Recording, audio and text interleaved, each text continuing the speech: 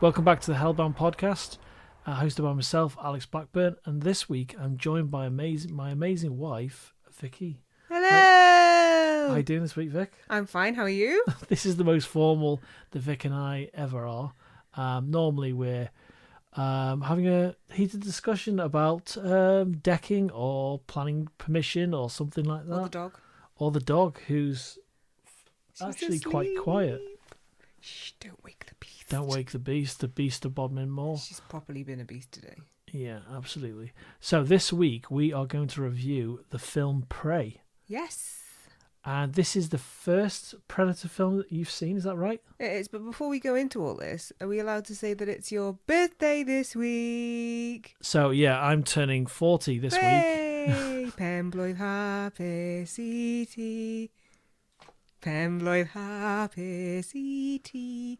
It's Welsh, you know. I know, that's amazing. And yeah, that's great. Thank you very much. That was a pleasant surprise. It's done now. It's done. Yeah, you're done. You're 40, you're done.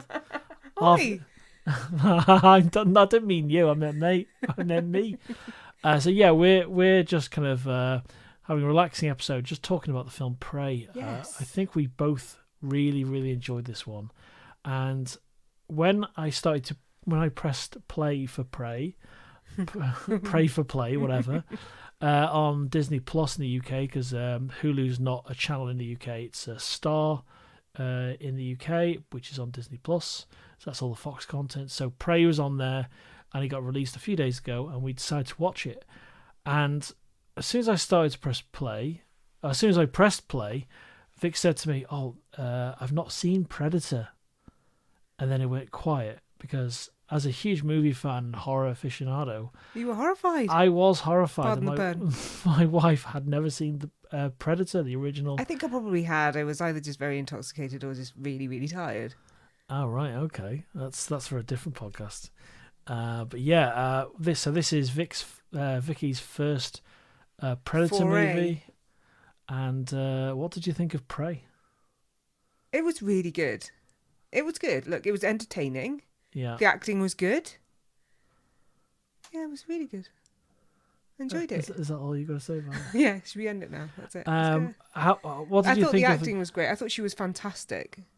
Yeah, it's the main star. How old is she? I don't know how old she is. Amber Mid Thunder. I think that's what she's called. Yeah, Amber Mid Thunder is a native New Mexican actress. She's born in 1997. I'd never seen anything else before, but I thought she was absolutely incredible. Yeah, she held her own. It was really good. I was a little bit surprised that it was in English. Am I allowed to say that? Yeah, it's in English. It's not a spoiler. There is is it Comanche dubbed version, I think, on Disney. That's a fair. Could they have done it in Comanche and then dubbed English or subtitled? Because there's not that much dialogue. Yeah, me personally, I think what I would have done, but obviously it's an accessibility thing. Sadly, they should have done what Mel Gibson did with Passion of the Christ and actually did it in the language and put English subtitles. That's what it would have even given it more legitimacy, the setting and everything, instead of them having perfect white teeth and everyone was speaking English. English. So yes, that there was some French people.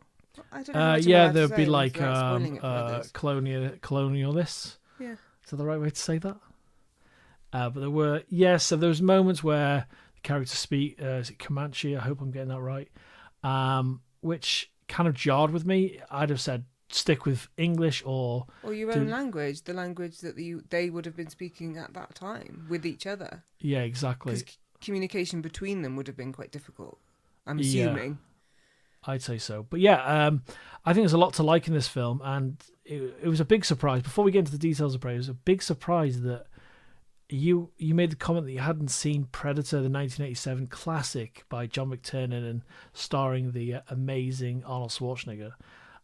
So yeah, it's really interesting to watch this film with someone that hasn't really seen the other Predator films.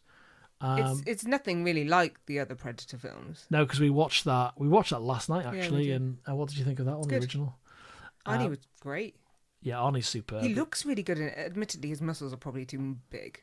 But he looks good. He's acting, if you know what I mean. Yeah, his it was performance good. in Predator, Arnie, is superb. But yeah, Prey, directed by Dan Trachtenberg, tells an origin story of the Predator in the world of the Comanche Nation 300 years ago. Naru, with the lead character, a skilled female warrior, fights to protect her tribe against one of the first highly evolved predators to land on Earth. Now, it's interesting point this because it ties into the second film directly. I won't spoil it, but it does directly but yeah, it ties into the series of films pretty directly. The colour palette was amazing. Like, I really enjoyed the scenery, the animals. It was shot well. Yeah, I could have actually done with another half an hour, I think, because it's quite compelling watching. When you've got someone like, say, Sigourney Weaver in Alien, or someone like Amber in this film, it's great just to be watching them, because it's not about, it's a female lead and they're just doing this for popularity points. She's just a great character. Yeah. And that's how you put great female characters out there. You just have great characters, and it doesn't matter whether they're female or male. Like there were points, when we were talking about this earlier, it was just, her age. Like, that didn't even really occur to me while I was watching it. Yes, it's a part of the narrative, but to carry off a lead role at that age, and it's quite a physically demanding role as well, and she really did it well. And I want an axe with a string on it. I'm sure we can arrange that. We've got a few axes outside somewhere. That's only because we've been working on a house. But yeah, I think it's a superb film. Dan Trachtenberg he actually was a YouTuber a good few years ago. He had a whole series of like geekery, nerdy, game playing, movie review show called, I think it was TRS, with a couple of other guys. But Dan Trachtenberg directed this, and his first film was 10 Cloverfield Lane. Did he write this then as well? No, we have Patrick Asen, Dan Trachtenberg wrote the story, and the characters are based on the original from the original film. So no, he didn't write the film directly, but he directed it, and I think he did an amazing job. And this was directed during COVID as well. Yeah, so that's the actor. I don't know why I'm pointing at the screen, but we're looking at IMDb highlights, and we got an amazing actor that played the Predator. The Predator itself it's definitely the best beast since the original film, because there's been lots of Predators in the Alien vs Predator movies, things like that. But the performance is almost as good as Kevin Peter Hall's, who's the performer who performed the original Predator in Predator 1 and 2. But I'm going to find the I suppose actor. You forget, really, it is a performance in itself, isn't it? Yes, there's lots of makeup and effects and all that, but actors are playing off that actor when they're actually filming. So they have to give each other something, don't they, in those scenes? So the performance by Dane DeLiegro as the Predator was absolutely superb, and I would say pretty much on par with Kevin Peter Hall, the late great Kevin Peter Hall, who played the Predator in Predator 1 and 2. So his performance is like really muscular, really strong, and you believed that beast didn't just like have like a heavy prosthetic head. It was like ready to kill. So I was really quite impressed by that. What do you think about the weapons? I think the weapons are great. It's nice to see, because normally we see the shoulder cannon and, the spear. There was kind of tweaks to the design of the Predator's weaponry. Like the infrared arrows and things like that. Yeah, the arrows. Well, the good thing is, because this is set 300 years before the original film, or 300 years or so for the original, it's an earlier version of those weapons. So those spears, you get the 3 red dots, the LEDs, but not as impactful as the ones in the first film. Yeah, so it's like that. It's a projectile rather than like a railgun kind of thing. So you'll see the real development of the weaponry. So this is kind of earlier version of Predator tech, which is really nice to see. And the helmet itself. I won't go into too much spoiler territory, but it's kind of a bony, almost like part of him, which was really interesting. Almost like a different monster's or an earlier kill's skull. Yeah. And that's how it felt. And the actual head of the Predator itself is the jaw's wider. It looks different, but you can almost say it's an evolution or previous version of the Predator. Yeah. Because from 1 onwards, the facial structure and the mandibles look very, very similar. Right. So yeah, it's nice to see almost like an earlier version of that beast. They were like chalk and cheese, the two films. Like one of them was a lot more, dare I say it, like quieter. It was elegant, if you know what I mean. Like the way that they were like fighting was more elegant, whereas the Arnie one was like, oh, guns blazing.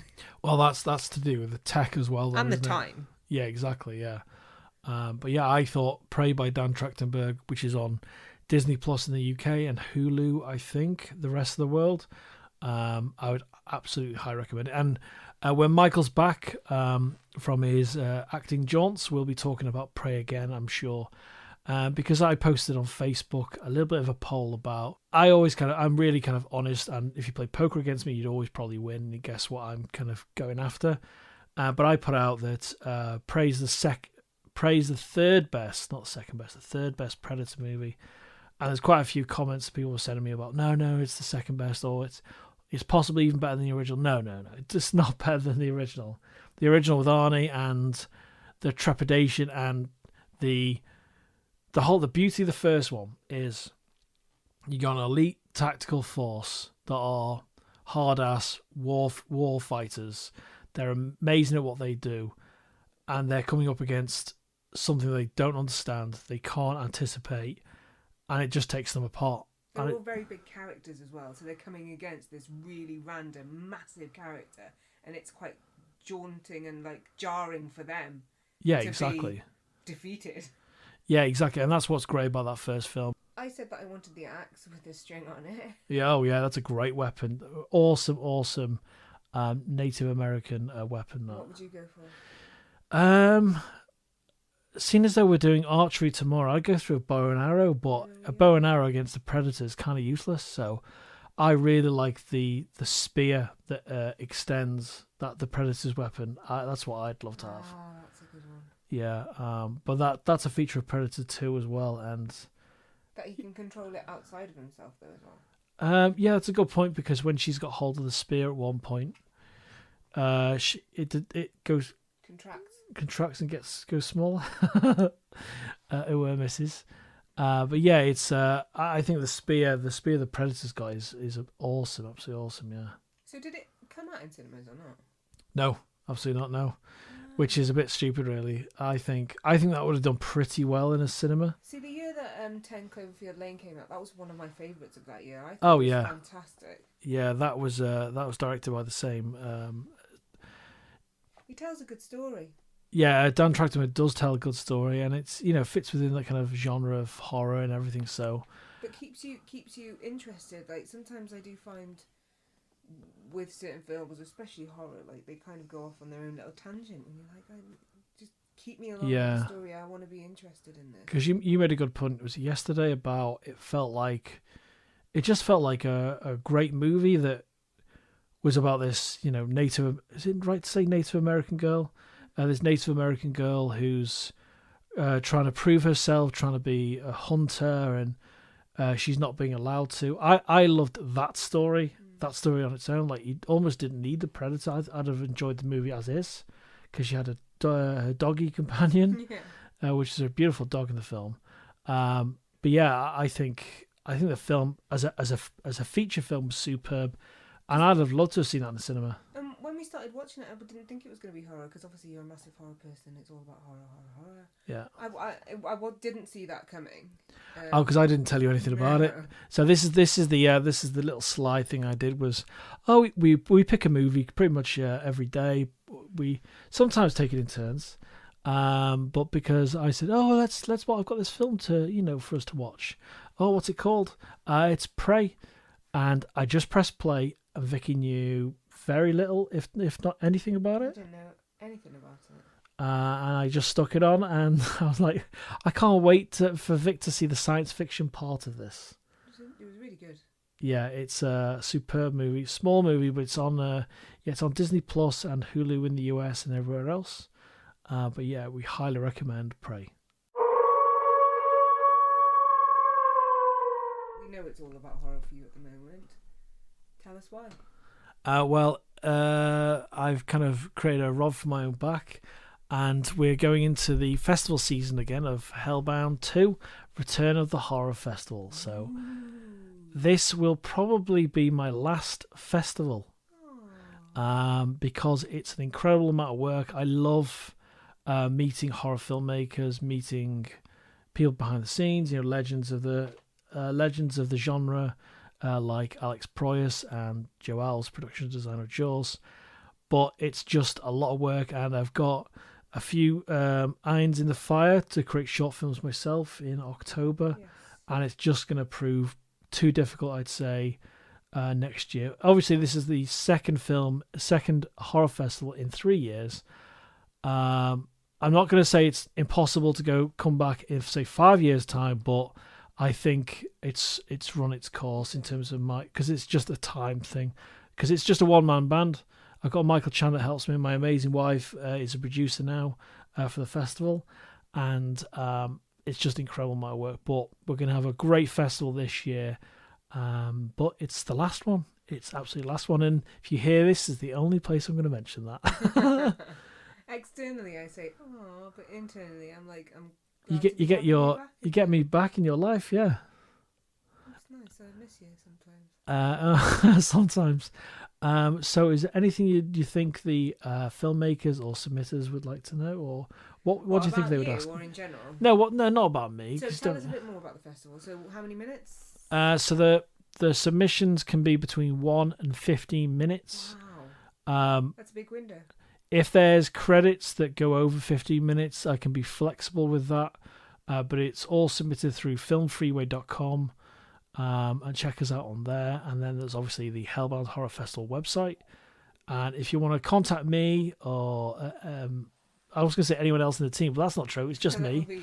It's alex@hellboundhorrorfestival.com is for the email, and at Hellbound Horror Festival on Instagram. And Hellbound Fest on Twitter. To be honest, people need to let each other know, to let people know about it, because I'm sure there's loads of creators out there that are looking for a platform to submit their works, and they'd never even considered doing this before. A lot of people do things for fun, don't they? Yeah. Especially illustrators or animators. A lot of people do it on their own private platforms just for their own audience, and didn't really consider submitting something. So, if you know somebody, that's obviously a way to get.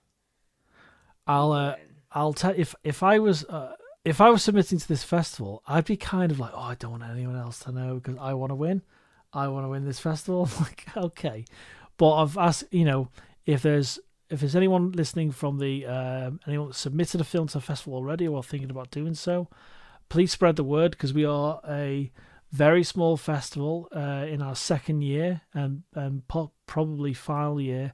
We want this to be amazing. We want to showcase all inclusive from all walks of life and from all over the world. We've had submissions already from Argentina, US, Canada, Australia, South Africa. So we're getting films from all over the world, and just you want to be part of that. You could be a guest on the show as well. Yeah, it's quite a big genre as well, isn't it? There's loads of different categories that within horror that you can explore. Absolutely. There's horror of the mind, or body horror, or it doesn't have to be all good and gore and blood and gore. Sorry, it doesn't have to be that. The typical staple of a horror film. It can be psychological horror. Like psychological horror is like Silence of the Lambs, and that has elements of gore in that are really intense for only a few split seconds, like when he's attacking some of the guards, when he's in that it's in the ballroom in the cage, when he's wearing someone else's face, but there's all manner of horror, and we welcome experimental horror films as long as it's horror, and it's not just like some sort of straight drama with no horror elements.